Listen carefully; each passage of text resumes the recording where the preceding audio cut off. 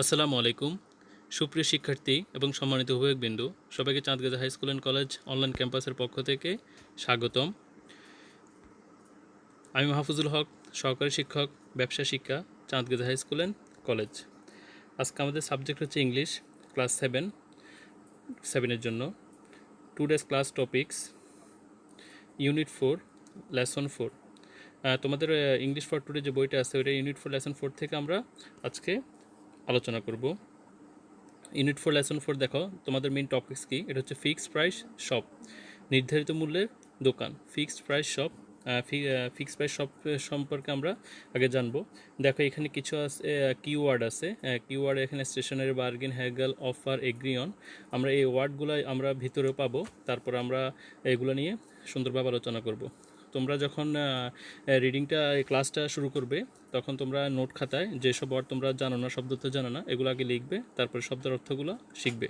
শব্দের অর্থগুলো শিখলে তোমরা খুব সুন্দরভাবে রিডিংটা ভালো করে পড়তে পারবে এবং অন্য অন্য ক্ষেত্রেও শব্দগুলো কাজে লাগবে।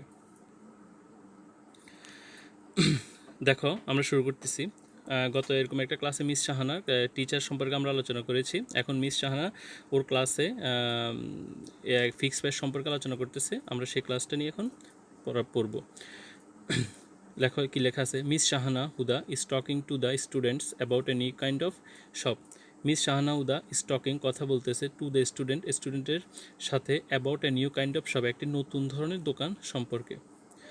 শাহানা বলতেছে you can buy any stationery items here like pens, pencils, notebooks, colour paper, in fact everything you need for writing and drawing.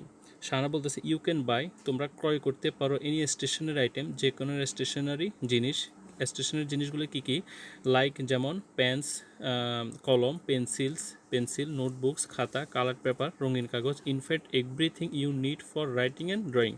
In fact তোমার লেখা এবং আঁকার জন্য যত কিছু দরকার সেই সব জিনিস আমরা কোথায় পাবো? স্টেশনারিতে পাবো। You can also buy some food, তুমি পাবা অলসো বাই কিনতে পারো, সাম ফুড কিছু খাওয়ার আইটেমস, লাইক যেমন biscuits, bananas, bottles of mineral water and some other necessary things. এই স্টেশনারি দোকান থেকে তুমি আর কি কিনতে পারো? তুমি বিস্কিট, বানানাস, তারপর হচ্ছে বোতল অফ মিনারেল ওয়াটার বিশুদ্ধ পানির বোতল, and some other necessary things এবং অন্যান্য প্রয়োজনীয় জিনিস। ইউ ক্যান অলসো, তুমি আরও কিনতে পারো, ইউ ক্যান অলসো বাই আরও কিনতে পারো ইউর স্কুল ইউনিফর্ম, তোমাদের স্কুলের যে নির্ধারিত পোশাক থাকে ওটাকে ইউনিফর্ম, অ্যান্ড আদার ক্লথস এবং অন্যান্য কাপড়। There are a number of benefits of this shop, there are number of benefits, benefit হচ্ছে উপকারিতা বা সুবিধা। There are number of benefits, তোমাদের কিছু উপকারিতা বা সুবিধা আছে অফ দিস শপ, এই ধরনের দোকানে। You don't have to bargain or haggle, তোমাকে কোনো বার্গেইন আর হ্যাগল হচ্ছে দর কষাকষি, তোমাকে কোনো দর কষাকষি করতে হবে না এই দোকানে। উইথ দ্য শপকিপার, দোকানদারের সাথে, over the prices of anything. এখানে লাইনটা আবার দেখো, you don't have to bargain or haggle, তোমাকে করতে হবে না কোনো দর কষাকষি উইথ দ্য শপকিপার মানে কি? দোকানদারের সাথে। Over the prices of anything, যে কোনো মূল্যের সম্পর্কে, যে কোনো পণ্যের মূল্যের সম্পর্কে তোমার দোকানদারের সাথে কোনো প্রকার দর কষাকষি করা লাগবে না। এখানে আমরা নতুন একটা ওয়ার্ড পাইছি, দেখো বার্গেন অর হ্যাগেল। এখন এই ওয়ার্ডটা নিয়ে নিচে আলোচনা আছে। হৃদয়, ওই ক্লাসের এক হৃদয় স্টুডেন্ট, ও বলতেছে what is bargain R haggle teacher. Bargain R haggle মানে কি ও বুঝে নাই। তোমরা যখন এখন বুঝতেছো না যে বার্গেন বা হ্যাগেল এগুলো কি, এখন ওই ক্লাসের স্টুডেন্টকে হৃদয় সেটাও বুঝে না। সে কোশ্চেন করছে what is bargain R haggle teacher. Shahana উত্তর দিচ্ছে, দেখো বার্গেন আর হ্যাগেল এটা কি, এটা বুঝিয়ে দিচ্ছে। সাপোজ, মনে করো, ইউ ওয়ান্ট টু, তুমি কি চাচ্ছ বাই কিনতে, একটি শার্ট অর ড্রেস, বাই যে কোনো একটি কাপড়, পরিধান করার কাপড়, in a shop in the market, তুমি কিনতে চাচ্ছ যে কোনো একটি শার্ট বা একটা কাপড় যে কোনো বাজার থেকে, মার্কেট থেকে বা শপিং হাউস থেকে। ইউ আক্স, তুমি জিজ্ঞেস করলো হাউ মাচ ইজ দিস, এটার দাম কত। The shopkeeper says, the shopkeeper দোকানদার উত্তর দিল 300 টাকা, 300 টাকা। বাট ইন মেনি কেসেস, কিন্তু অনেক সময় দেখা যায় this price is more than the real price, অনেক সময় দেখা যায় এই মূল্যটা প্রকৃত মূল্যের চেয়ে অনেক বেশি থাকে। বাট ইন মেনি কেসেস, অনেক সময় দেখা যায় দিস প্রাইস, এই মূল্যটি যে 300 টাকা যে মূল্য বলছে, ইজ মোর দ্যান, এটা অনেক বেশি থাকে দেন দ্য রিয়েল প্রাইস, আসলে প্রকৃত মূল্যের চেয়ে এই দামটা অনেক বেশি থাকে। সো ইউ অফার 200 টাকা অর ইভেন লেস, তাই তুমি 200 টাকা বা তার কম অফার করতে পারো।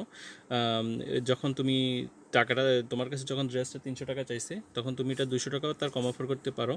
দ্য শপকিপার সেস, তখন দোকানদার বললো no I can sell it for 200 টাকা, তখন দোকানদার বললো যে না, আমি এটা 200 টাকায় বিক্রি করতে পারবো না।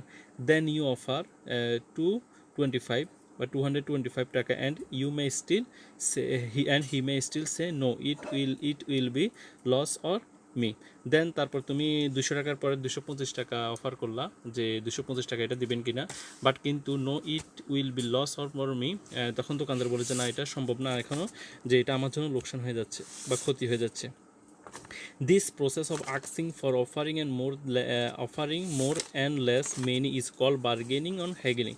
এই যে একটা প্রক্রিয়া চলতেছে, যে সে 300 টাকা চাইছে, তুমি প্রথমে 200 টাকা বলছো, তারপর 225 টাকা বলছো, তোমাকে সে কিন্তু পণ্যটা দিচ্ছে না, কারণ একটা নির্ধারিত মূল্য এখনও তোমরা পৌঁছানো। এই প্রসেসটাকে বলা হয় this process of asking and offering, যে জিজ্ঞাসার প্রসেস বা অফার করার প্রসেস, যে পণ্যটা কমে বা বেশিতে, এই প্রসেসটাকে বলা হয় বার্গেনিং অর হ্যাগলিং, দর কষাকষি।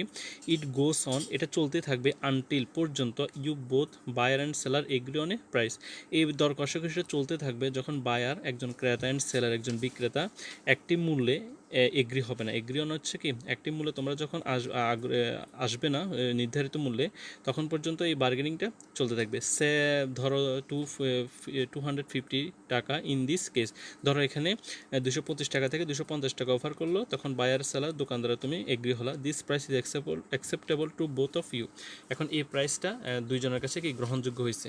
300 টাকার মূল্যটা প্রথমে 200 টাকা, 225 টাকা, তারপর 250 টাকায়, এখন যে বিক্রি করবে এবং তুমি কিনবা, তোমাদের দুইজনেরই কি 250 টাকায় প্রাইসটা দুইজনের কাছে কি এগ্রি হয়েছে। এখন এই যে প্রসেসিংটা, এটাকে বলা কি বার্গেনিং। সাজিয়া, ওই ক্লাসের আরেকজন স্টুডেন্ট সাজিয়া, সে তারপর বল if there is no bargaining how are we going to buy things. If, যদি দেয়ার ইজ নো বার্গেনিং, যদি কোনো দর কষাকষি না থাকে, হাউ, কিভাবে, are we going to buy things, কীভাবে আমরা যদি কোনো দর কষাকষি না থাকে, কীভাবে আমরা একটা জিনিস কিনতে পারি। তখন মিস শাহানা উত্তর দিল you don't need to bargain, তোমাকে কোনো দর কষাকষি করা লাগবে না। It will be fixed price shop, এটা হচ্ছে ফিক্সড প্রাইস শপ। তোমাদের শাহানা ম্যাডাম যে ফিক্সড প্রাইস শপ সম্পর্কে আলোচনা করতেছে, ওই দোকানে কোনো বার্গেনিং করা লাগবে না। এই জন্যই বা যেখানে বার্গেনিং হয় সেখানে সেটাকে ফিক্সড প্রাইস শপ বলে না, ফিক্সড প্রাইস শপে পণ্যের মূল্য নির্ধারিত থাকে। তাহলে আজকে আমরা এই পর্যন্তই। আজকে তোমার যে লেসনটা, এখানে অনেক নতুন নতুন শব্দার্থ আছে, নতুন জিনিস আছে, যে একটা ফিক্সড প্রাইস সম্পর্কে তোমরা জিনিসটা শব্দার্থগুলো ভালোভাবে শিখবে, রিডিংটা ভালোভাবে শিখবে। তারপরে কোনো কোশ্চেন থাকলে, কোনো জিজ্ঞাসা থাকলে আমাদের ভিডিও কমেন্টসে লিখবে। তাহলে সবাইকে ধন্যবাদ, সবাই ভালোভাবে বাড়িতে পড়াশোনা করবে।